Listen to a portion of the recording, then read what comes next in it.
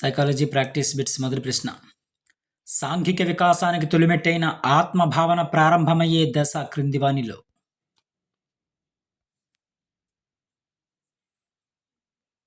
పూర్వ బాల్య దశ.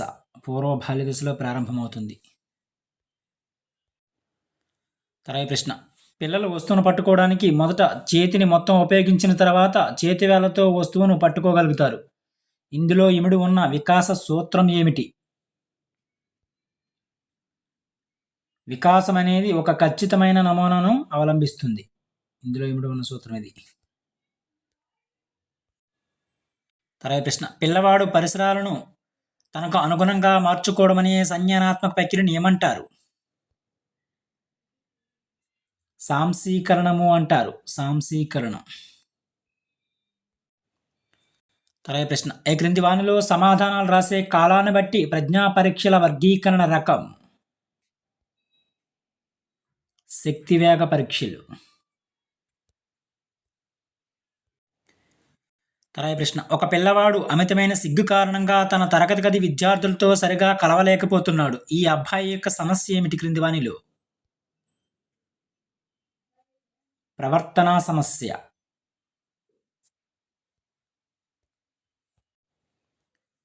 తర్వాయి ప్రశ్న. పిల్లల్లో మొట్టమొదట ఏర్పడే భావోద్రేకం ఏమిటి? పిల్లల్లో మొట్టమొదట ఏర్పడే భావోద్రేకం ఉత్తేజం. తర్వాయి ప్రశ్న. ఉపాధ్యాయుడు కూడా పిల్లలతో ఆటలాడే సమయంలో పిల్లల యొక్క ప్రవర్తనను పరిశీలించడము అనేది సంచరిత పరిశీలన. సంచరిత పరిశీలన. తర్వాయి ప్రశ్న. ఇతరులతో గల సంబంధాలు మరియు పుస్తకాలు, కథలు, నవలలు మొదలైనవి చదవడం ద్వారా పిల్లల్లో పెంపొందే ఆత్మభావన, ఆదర్శ ఆత్మభావన అనేది పెంపొందుతుంది. తర్వాయి ప్రశ్న. గణితం, విజ్ఞాన శాస్త్రాల పట్ల ఒకే రకమైన అభిరుచిని కలిగిన బాలుడు 10వ తరగతిలో ఉత్తీర్ణత సాధించాడు. అతడు ఎంపీసీ లేదా బైపీసీ గ్రూప్ ఎంపిక చేసుకోవాలి. అతను ఎదుర్కొంటున్న సంఘర్షణ ఏమిటి క్రింది వానిలో?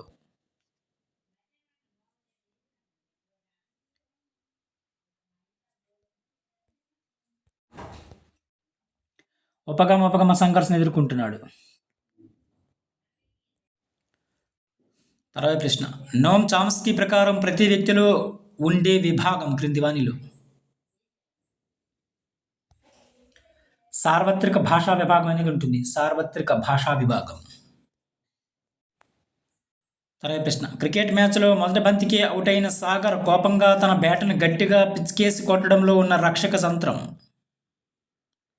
విస్థాపనం.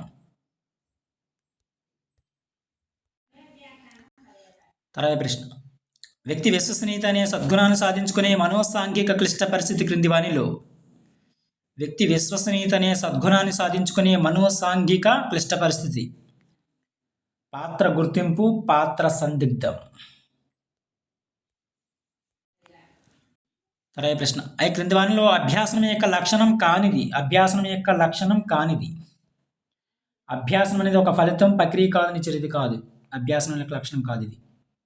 అభ్యాసనం ప్రయోజనాత్మకమైనది. అదేవిధంగా అభ్యాసనం అనేది గమ్య నిర్దేశకమైనది. అదేవిధంగా అభ్యాసనం అనేది సార్వత్రికమైనది. సెకండ్ ఆప్షన్ మాత్రం రాంగ్. తర్వాత ప్రశ్న. క్రింది వాటిలో శారీరక అవసరం కానిది? శారీరక అవసరం కానిది ఏదంటే ప్రేమ. శారీరక అవసరం కాదు. తర్వాత ప్రశ్న. సుమను పాఠశాలలో ఒక ఉపాధ్యాయుడు తీవ్రంగా దండించడంతో ఆమె అతనంటే భయపడుతుంది. అయితే ఆమెకు మిగతా ఉపాధ్యాయులంటే భయం లేదు. ఇది దీనికి ఉదాహరణ కిందగా చెప్పచ్చు. ఉద్దీపన విచక్షణ కిందకి చెప్పచ్చు. ఉద్దీపన విచక్షణ. తర్వాత ప్రశ్న. వైగాట్స్కీ ప్రకారం క్రింది వానిలో దిగువ స్థాయి మానసిక ప్రక్రియ? ప్రశ్నించడం అనేది. తర్వాత ప్రశ్న. బండూరా పునర్భరణాలు 3 రకాలుగా వర్గీకరించారు. ఈ వర్గీకరణకు చెందనిది? నిరంతర పునర్భరణం అనేది చెందదు. ప్రత్యక్ష పునర్భరణము, అదేవిధంగా పరోక్ష ప్రత్యామ్నాయ పునర్భరణము, అదేవిధంగా స్వీయ పునర్భరణం. తర్వాత ప్రశ్న. గణేష్ పరీక్షలకు తయారవుతూ మొదట ఫిలాసఫీని, తర్వాత సైకాలజీని నేర్చుకున్నాడు. సైకాలజీ పరీక్ష రాస్తుంటే అతనికి ఫిలాసఫీ గుర్తొస్తుంది, కానీ సైకాలజీ అనేది గుర్తుకు రావడం లేదు. దీనికి కారణం ఏమిటి? పురోగమన అవరోధం ఇంపార్టెంట్. వీటి మీద క్వశ్చన్స్ అడుగుతుంది. పురోగమన అవరోధం మీద, తిరోగమన అవరోధం మీద. తర్వాత ప్రశ్న, రాకేష్ 30 పదాలున్న అర్ధరహిత పదాల జాబితాను 20 సార్లు చదివి నేర్చుకున్నాడు. 2 నెలల తర్వాత అతనిని అదే జాబితాను మరలా నేర్చుకోమనగా ఈసారి 12 ప్రయత్నాల్లోనే నేర్చుకోగలిగాడు. అతని యొక్క పొదుపు గణన ఎంత? పొదుపు గణనకు మనకు ఫార్ములా తెలుసు. అసలు ప్రయత్నాలు మైనస్ పునరభ్యాసన ప్రయత్నాలు బై అసలు ప్రయత్నాలు ఇంటూ 100. అసలు ప్రయత్నాలు ఎన్ని? 20 ప్రయత్నాలు చేశాడు. అదేవిధంగా పునరభ్యాసన ప్రయత్నాలు 12 బై అసలు ప్రయత్నాలు ఎన్ని? 20 ఇంటూ 100. ఫార్ములా వేస్తే మనకి వచ్చేస్తుంది అన్నమాట. 20లో 12 తీసింత 8, 4 రెళ్ళ 4 5ల 5 20లో 100, 20 రెళ్ళ 40%. అతని యొక్క పొదుపు గణన ఎంతంటే 40%. తర్వాత ప్రశ్న, స్మృతి ప్రక్రియలో మొదటి సోపానం ఏమిటి క్రింది వానిలో? స్మృతి ప్రక్రియలో మొదటి సోపానం అభ్యాసన. తర్వాత ప్రశ్న, క్రింది వానిలో భావావేశ రంగానికి చెందనిది ఏది అడిగారు? భావావేశ రంగానికి చెందనిది సంశ్లేషణ అనేది భావావేశ రంగానికి చెందదు. గ్రహించడము, ప్రతిస్పందించడము, విలువ కట్టడం. సంశ్లేషణ ఏ రంగానికి చెందిందో కామెంట్లో తెలియజేయండి ఫ్రెండ్స్. భావావేశ రంగమా, మానసిక చలనాత్మక రంగమా, లేదా ధ్యానాత్మక రంగమా? తర్వాత ప్రశ్న, ఒక పరిస్థితికి ప్రతిస్పందనకు మధ్య అనువుగా మార్చుకోవటానికి వీలైన సంధానం ఏర్పడినప్పుడు, మిగతా అంశాలు సమానమైనప్పుడు ఆ సంధానం పటిష్టమవుతుంది అనేది ఉపయోగిత విలువ.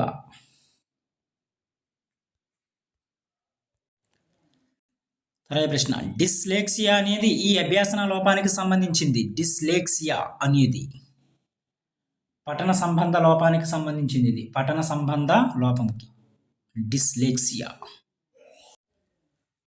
తర్వాత ప్రశ్న, సమీకృత ప్రకల్పన యందు విషయ సమాచారం అనేది అనేక సబ్జెక్టులకు సంబంధించి ఉంటుంది.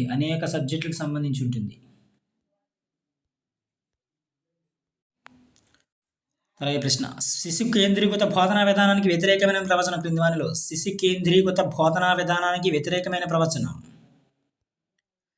పిల్లలు ఉపాధ్యాయుల ప్రశ్నలకు సమాధానాలు ఇవ్వడానికి పరిమితమవుతారు.